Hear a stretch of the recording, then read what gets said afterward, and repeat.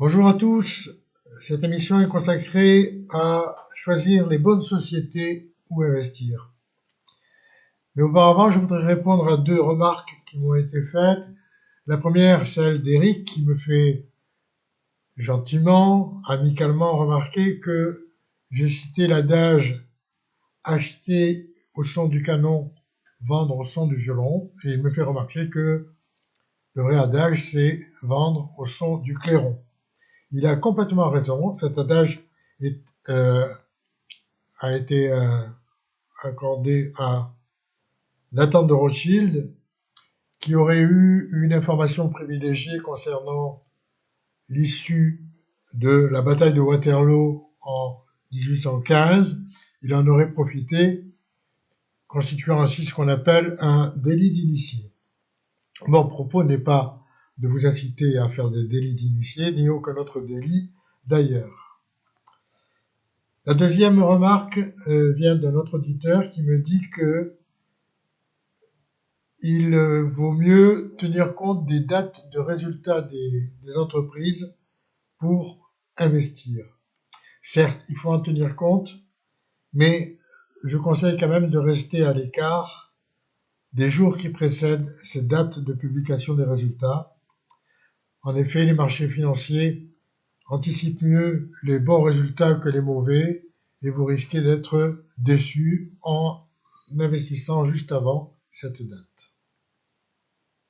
J'en viens maintenant aux critères pour choisir les bonnes sociétés où investir. Il y a bien sûr des critères personnels qui ne se discutent pas, la connaissance que vous avez de l'entreprise, l'attrait que vous avez pour elle, etc. Mais il y a aussi des critères objectifs et qui sont souvent contre-intuitifs. C'est pour ça que je vais y revenir. D'abord, le secteur. Beaucoup envisagent d'investir dans des secteurs en croissance. C'est pas toujours une bonne idée et ça conduit parfois à des bulles préjudiciables. Plus prosaïquement, certains envisagent d'investir dans des secteurs où la conjoncture est favorable. Ça me rappelle un étudiant qui me disait à propos d'un jet de bourse, on va investir dans les champagnes et les chocolats parce que c'est bientôt Noël. La bourse anticipe, et s'il y a quelque chose de facile à anticiper, c'est bien sûr la date de Noël. Je vous conseille plutôt de préférer des secteurs en déclin, et plus particulièrement les entreprises leaders dans des secteurs en déclin. Leurs performances seront bien supérieures à celles d'entreprises, sur le long terme en tout cas, à celles d'entreprises sur des secteurs en pleine croissance. Méfiez-vous également des sociétés qui, par exemple, à l'occasion d'une introduction en bourse, IPO comme on dit, vous promettent des résultats mirifiques sans risque. Il n'existe pas de rentabilité sans risque sur les marchés financiers. Vous avez probablement affaire, sinon à des escrocs, au moins à des gens qui veulent vous rouler dans la farine. Bien sûr, je vous l'ai déjà dit, il faut investir dans des sociétés rentables. Mais tous les chiffres que produisent ces sociétés sont déjà évidemment intégrés dans les cours, ne serait-ce parce que certaines personnes qui interviennent en bourse ont des informations en temps réel, parce qu'elles sont par exemple abonnées à des sites comme Bloomberg, ce qui revient très cher pour un actionnaire individuel. Donc ces chiffres sont déjà intégrés, mais il y a un chiffre à regarder, c'est le PER, Price Earning Ratio, ou rapport cours-bénéfice.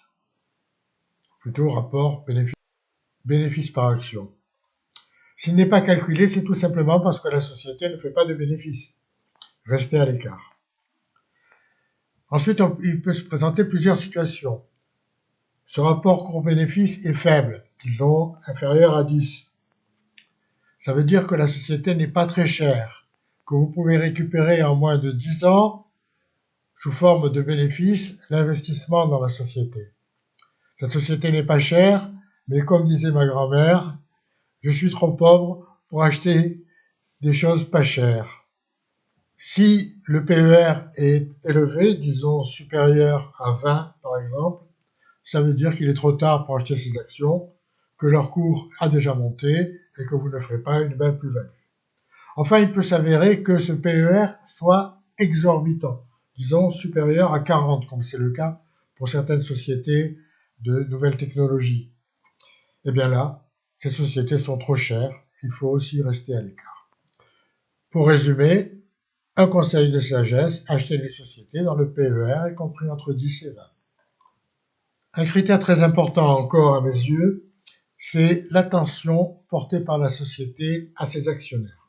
Il faut savoir qu'il y a un conflit potentiel entre les dirigeants d'une société et ses actionnaires. C'est ce qu'on appelle en économie la symétrie d'information.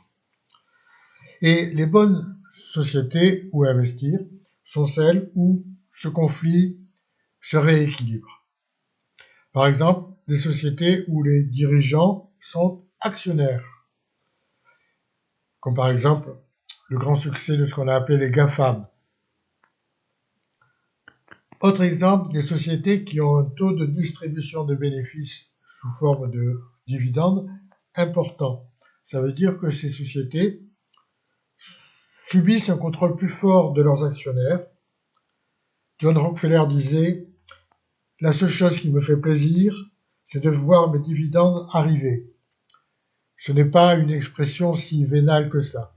Il savait que s'il y avait des dividendes, c'est que la société où il avait investi faisait attention à ses actionnaires.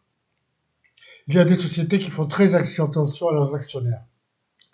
Des sociétés qui versent par exemple des dividendes majoritaires ou des dividendes majorés ou qui proposent des actions gratuites pour les personnes qui détiennent leurs actions en nominatif. C'est par exemple le cas d'Air Liquide.